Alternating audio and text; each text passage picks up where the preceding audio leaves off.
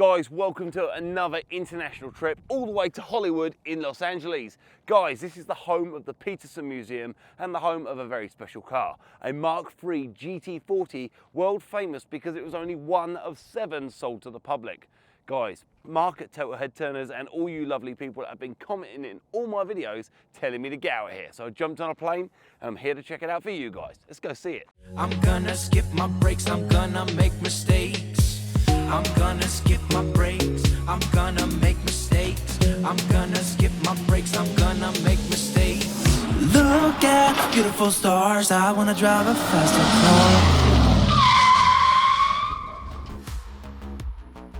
car. Time to explain how I got to this point.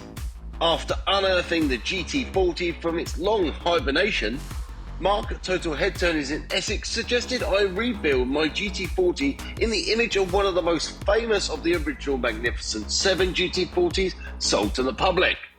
Yeah, you want to make that car. There we have it.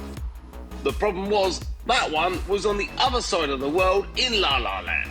We are in Heathrow Airport and we are boarding a plane. We've been waiting for 4.5 hours. Thanks to Storm Eunice, we are delayed.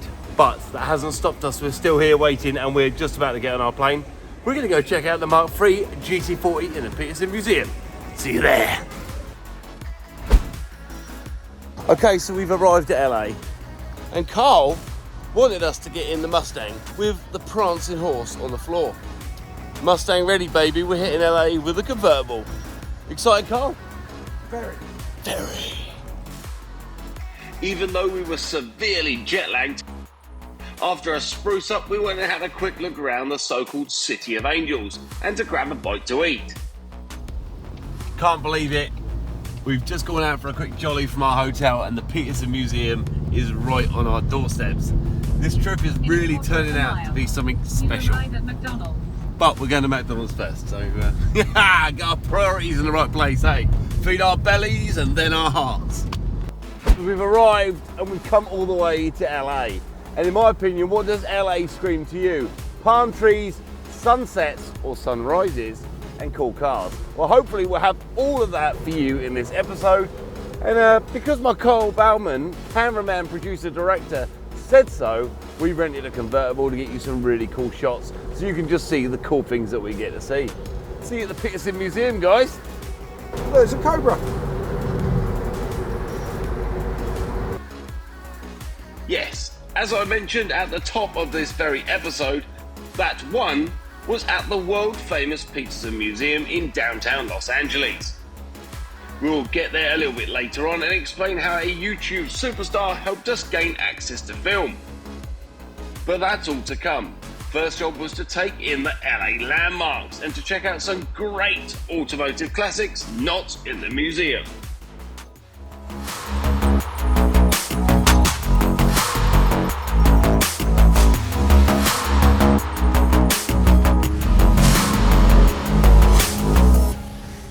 So, okay, we've just crossed Hollywood Boulevard and straight away one of the most important buildings I can see so far is the Capitol Records building. Sinatra and some amazing names were signed here and it makes it an iconic piece of world history. Cool car.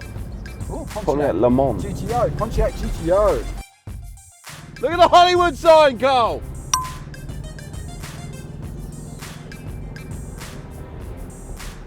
There's a cool 66 Chevy C10. This is cool, man. Look, I can see it.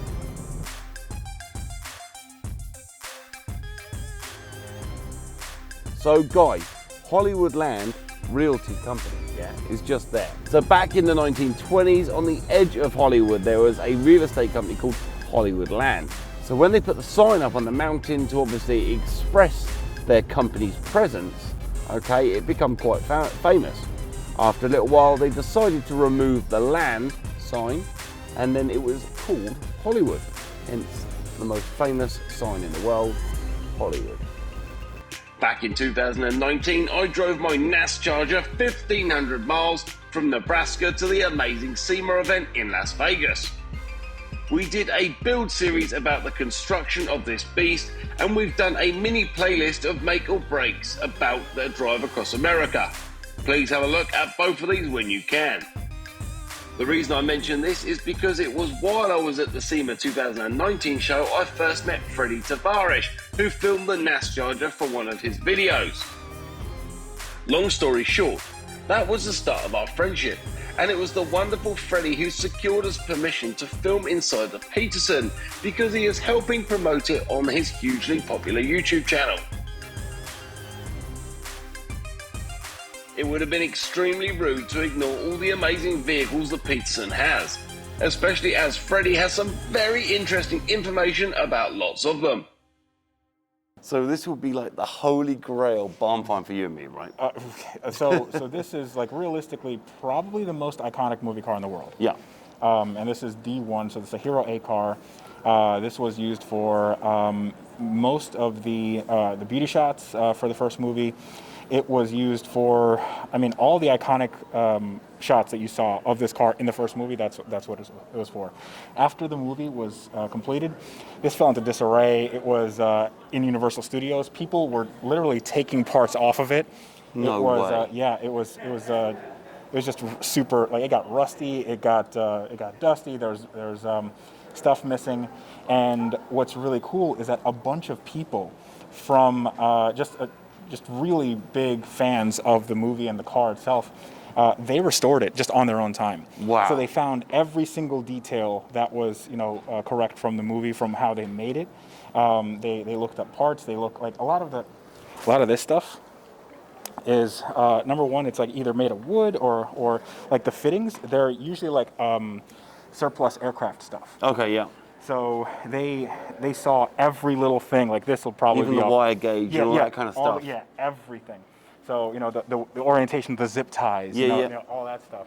And that's funny, not a lot of people really take into consideration just how important getting that zip tie, even the right way around, or even the way it should clasp in the opposite direction is a real... Yeah, and you're talking about like a really anal attention to detail. Stuff like, these are the original tires from when it was in the movie. Wow. So it obviously can't drive on this, right? No, so what they did is they put inner tubes inside them, so they pumped them up so the tires wouldn't have to actually hold air. And the patina on them are amazing, right? So that's exactly how it would have left the factory, you know? Yeah. I mean, in Ireland. In Ireland, yeah. But stuff like scratches on the side of the car. Yeah. There's certain dents on some of these cars. I know not on this car, but on the C car, they had to actually make dents in the hood because there was a scene where they're sitting on the hood in the third movie, and they had to elevate it with like a plank of wood. So both actors, it's just kind of like a history thing, That's amazing. But that is like, it's so intricate rather. So like it's a pretty crazy undertaking, and these guys at the Petersen, they have, they've displayed this like, I don't know, like just as a car guy, like this is it for me, man. I mean, so this cool. and the Ecto One over there both get my heart going. You know? Yeah, and you think this film is kind of so iconic that really the only reason these cars are worth anything today is because of the film. Back in the day, they sold hardly none of these because it got to the point where it was all a fraudulent scheme that screwed out the UK, and then we ended up with a load of cars they couldn't give away. Wait a minute, Doc. Are you telling me that you built a time machine out of a DeLorean? The way I see it, if you're gonna build a time machine into a car, why not do it with some style? But now, I mean, they're coming around.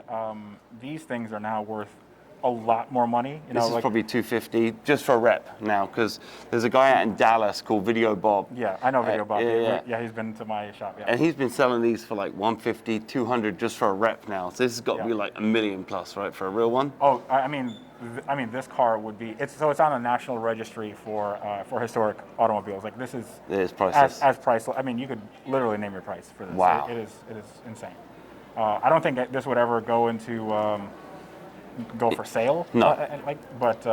There's no price that would reasonable. All we're going to have to do now between us is come up with a list of cars that are hidden out there that haven't been found yet. Because Sure, yeah, there are. There absolutely are. Yeah. considering the Lycans that I found and the Lambo that you've got hold of, Yeah. the Lightning McQueen car, did you see that I found? Yeah. That was pretty Yeah, cool, you yeah, know? that was awesome. And I keep finding these cars, but guys, if there's anyone out there watching this and you think, you know what, I know there's a car that may just fit the bill, put a comment below, hit us up on DM me, and we're going to come and pay you a finder's fee, all right? See, I like that. I like that. It's called outsourcing. It's very good.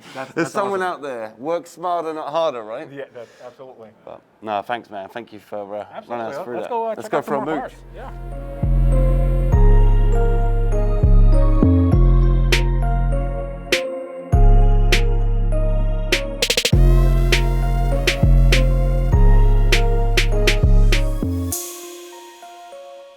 This is That's something else. so isn't it? iconic.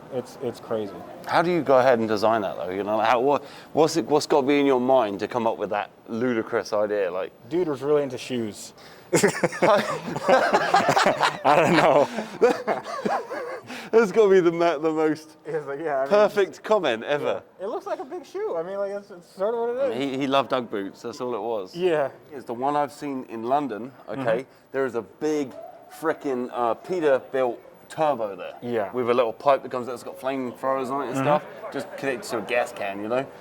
Have you seen? I mean, Casey Puch had one of these, and he actually had a jet engine, like a helicopter turbine engine. Wow. I think I saw his video. Isn't he got like upside down the roof in his shop or something? Yeah. It's nuts, man. It's got like lorry wheels on 15s. Yeah. How big Oh, those yeah. tires are. Yeah. That is. This is 15s. so. You can see deep in there too, like in there. Wow. Can't tell if it's got. It's got exhausts on it. I couldn't see if it had a prop. It's normally the best thing about SEMA, right? You turn up at SEMA and you go underneath. There's no exhaust, no tranny, no engine. Yeah. See, that is just. That's really cool. Because I know Video Bob was seen with this on display at the show, but I don't know if he built it or not. No, I don't think so. So these would have been 59 Miller Meteors, and a lot of people, when they try to make replicas, they take like a 61, which is slightly different with the Yeah, the got a windshield single stuff. fin on the back as opposed to the. Yeah, but it's I mean they're still great. I was trying to find one. Like I found a 59 that was in like horrible shape. Was that in El Paso? It was a million years ago. Oh, sorry. It was a million years ago, and it was just the coolest thing ever. Not a lot of people know. So that a 59 one of these, the windshield is the same on an Impala 59, a Chevrolet. Is it a Caprice 59? But a lot of the 59s had all the same windshield. But not a lot of people know that the windshield is actually about 4 inches or 8 centimeters longer than a normal 59. Yeah. So a guy called Martin Hahn, who bought the Lycan Hypersport in Austria, Yeah. he drove from Austria like 14 hours to Scotland just to get a windshield from one of these because they are unheard of. You can't buy them. But you look at this and you think someone has obviously made this, Yes. right? But there's certain parts of it that are so right that you kind of imagine if they actually did find a 59 hearse and actually just do what they can, because there's stuff you can't really fake. Like that secondary door there, Yeah. it's so, the gaps, I know it's horrendous, but you can tell it's kind of right. Oh, yeah. If that makes sense. Yeah, you know? yeah, of course. Yeah. They haven't just made, they didn't just put a roof on a hearse or something like that, you know? Or on like a wagon. What I really like about these cars, these movie cars, is that they spend so much attention to detail, especially on the hero cars. Now, like in the Fast and Furious series, they don't really they don't do that as much. But on stuff like this, you can see where there's like a lot of artistry, and the patina is right. Like I'm obviously they didn't start with a car that is completely Yeah, yeah. perfect, right? But they didn't start out with a car that looks like this. Like all the stuff that they added on looks exactly as weathered Same, as everything else. 100%. Yeah. And that's an art in Yeah, oh, itself. yeah, for sure. You look at the decal, right? That is about as good as you could ever get replicating an 80s sticker that pixelates and cracks and stretches with the heat, you know? And like the rear windows and the front, so the rear bumpers and the front bumpers on these, I know like a $5,000 each now, just battered. So to try and get this car looking as good as it should, like even the front bumper isn't completely beat, if that makes sense. You'd expect like dents on the corners and stuff like that. So you can really see that they started with something pretty good. Oh yeah, for sure. I mean, this is definitely a big dollar build, but it looks fantastic. When I built, because I built the first NASCharger, right? Then I got contacted and they said, hey, this company in Spain were like, can you build us another one? I was like, yeah, no worries. And how much? I was like, £60,000. I'm like, cool, get it done. It's like, I should have put the price on. But we, you know, like the attention to detail for that car wasn't crazy, if that makes sense. You know? But it was still a lot. That car was awesome. It came out good, but sure. This is just another level. This is one of the bucket list cars. Absolutely, you know? absolutely. Man. It's gonna have a mooch. They're still building out all the exhibit here, I'm guessing, but I'm very, very certain that this was probably me. No, this wasn't me. This was me, though. That looks like steering fluid. That is power steering fluid, 100%. So on the most important racetrack in the world. So I guess they're gonna have the Lightning McQueen car here. Yeah. They had a whole like Fast Furious 8 whatever. I actually gave them the big JPEG that they could print everything out. But if anybody goes to the Petersen Automotive Museum and they see this and they see that there's stains on it, it's your boy. That's me. I made these stains and I'm very proud of them. So Roman Pierce's crying Lambo. That's right. Not Lightning McQueen's tears for losing. All right, we just made that clear. This is a power steering fluid from a Lamborghini Murcielago right there. Yeah.